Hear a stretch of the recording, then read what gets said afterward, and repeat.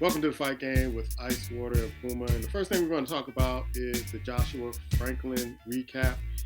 And we didn't talk about this last week, but I got to see the fight with Anthony Joshua.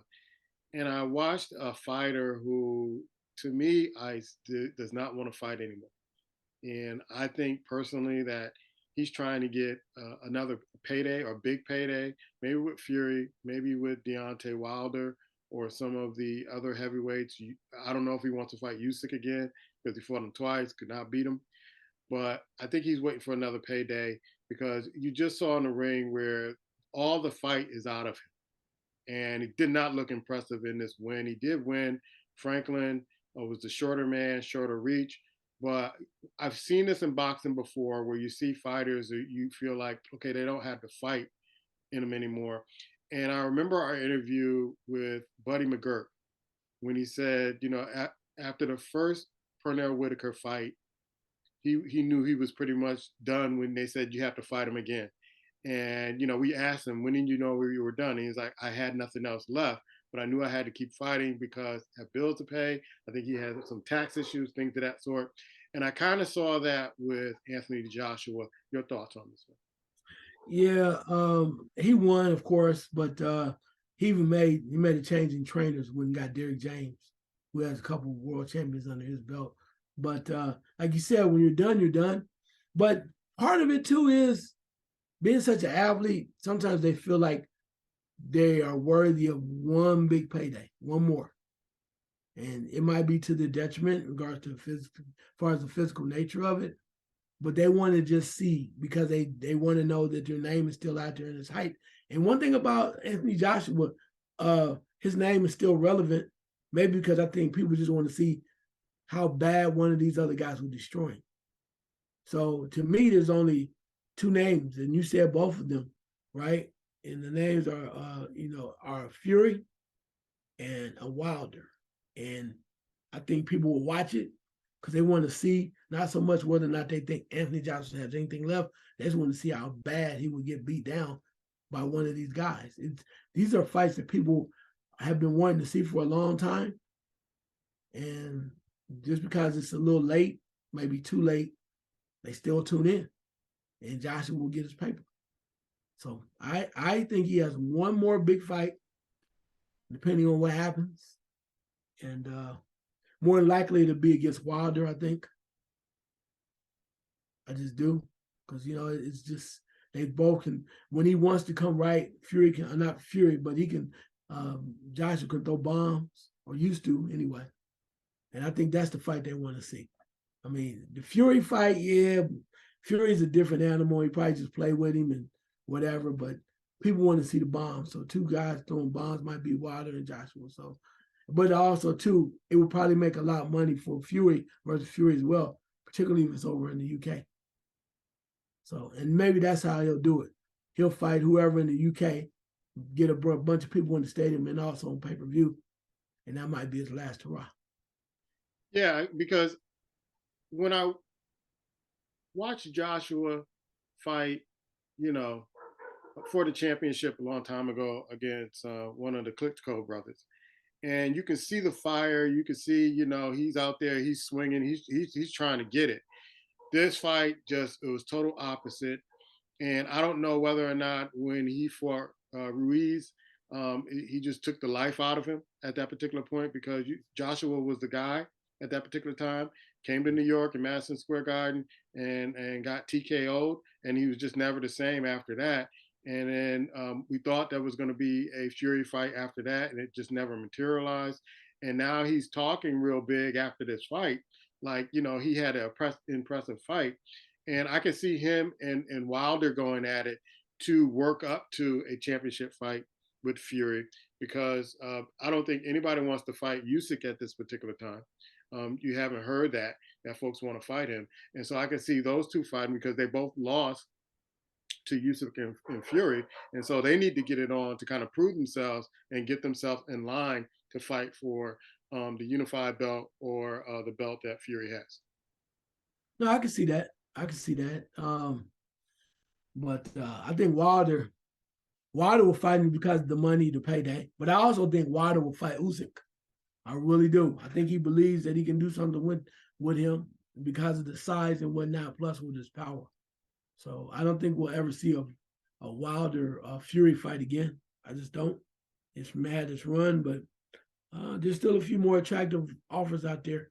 Because again, like I said, when you think about the other fights that Wilder has had, you may not like his style, but who else is literally dominating him? I've always said that. Nobody can ever answer me.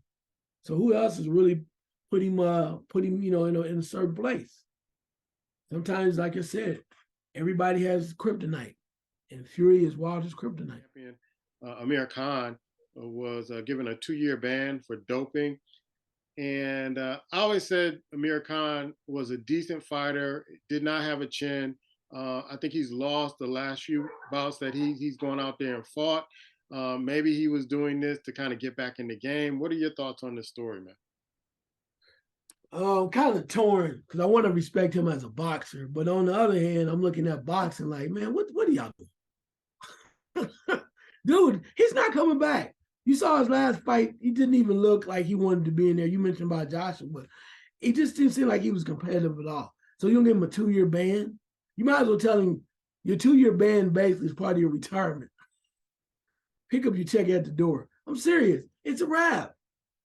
I mean, and that's what it is, that entertainment and all the other stuff is going on. Like I told you, that it really is just kind of overbearing because it's like you're opening the door for more people just hanging around. You mentioned about Roy Jones, I mean, which is really sad, but you're just hanging around because it's a payday. And it's like even Floyd Mayweather tell you, I'm not a boxer anymore, I'm an entertainer. Some people watch it because it's like watching old school wrestling. You know it's not right. They're kind of giving you a show and they're okay with the show. So I think they're doing him a favor. I hope by that time that this 2 years is up, he has enough sense to realize I'm old. I need to sit down somewhere and maybe do something else. But I hope with the 2-year ban, it's telling him time to walk away. He just didn't look good in his last few fights. It wasn't like the last fight or the fight before that. It's been a series of fights where you're just like, why is he still in there boxing? I think he would make a wonderful commentator. I don't know if jobs are open like that where you can commentate on boxing, but I don't know what he was using, and I don't know how they figured out he was using what he was using to get banned. But yeah, it's 2 years. That's a long time in boxing life to be away from boxing and not be allowed to fight because of doping. What are some of the other fights that you want to talk about this week? Yeah, well, I think you have Shakur Stevenson fighting Yoshiano this weekend.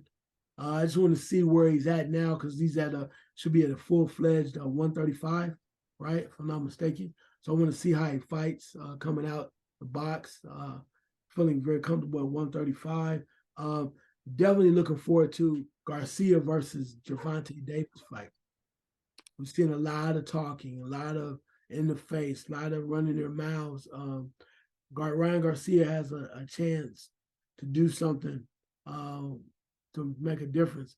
But we also know what Gervonta Davis does and what he's capable of, and he's improving as a fighter. I see. So I think this fight opens the door for so many other fights.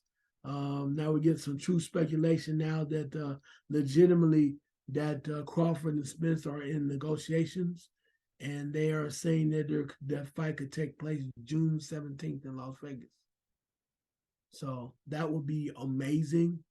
It might open the door for a lot of things, and also too now that we know that I think it's May 20th, Devin Haney will face Lomachenko May 20th. So a lot of these dominoes are falling because it's time. A lot of stuff is overdue. Hopefully, we'll get the fights that we're looking for. Canelo's fighting the Cinco de Mayo weekend, usually in Vegas, but he's going to go to Mexico and fight. But I hope a lot of these fights are starting to open. These fights that we're getting now, hopefully, are a prelude to great things later in the year and continue on in the following year. Because boxing is overdue for taking care of the fans and paying them back, giving them the action in the fights that they're looking for. The Canelo fight, and this is why I really hadn't talked about the Canelo fight. Who is he fighting again? I mean, here we go again. where we don't know the opponent, we haven't seen the opponent, and I'm glad he's doing it Cinco de Mayo in Mexico, but it's like he's like cherry picking again, and it's hard for me to really kind of, um, really kind of give respect to a fighter who cherry picks and not fighting the major fighters, especially in the so-called prime in his career. Yeah, but I mean, let's look at it for what it was. After that last fight, he was hurt, right? And I mentioned to you before he's going to take some time off, and now they want to see where he's at. So of course, you come off and cherry pick, what have you, with the guy you know you have has no chance really of beating you, and it gets you right and make sure that you're physically ready to fight for a big fight coming up in September, right? So a big fight or just a little later, maybe a major fight, well, maybe a rematch with Bivol, which is a possibility. And who knows what else? There's also a chance that if you can get Benavidez and Charlo in the ring at the same time together, might be something where the winner faces Canelo Alvarez. So there's a few things there, but I think this fight for him is more or less a real tune-up just to see where he is physically, and then he'll probably go on to bigger and better things in the fall. All right. Any other stories? No, just like I said, looking forward to some of these fights coming up. I think the monster and his fight got postponed till July. But again, if all of this stuff comes together, it's going to be hot and heavy. It's going to be great to talk about it, and maybe get some input from the fans too to see what their thoughts are about the fights, because that's what it's really all about. Once these fights come up, providing you with information, understanding what's going on, and give us a shout out. Let us know what's going on. Comment on the page, whatever. Let us know what's happening. Shoot back or something. Tell us what you're thinking about, or maybe it's something that you might like to see. He's Icewater. I'm Puma, and this is Fight Game.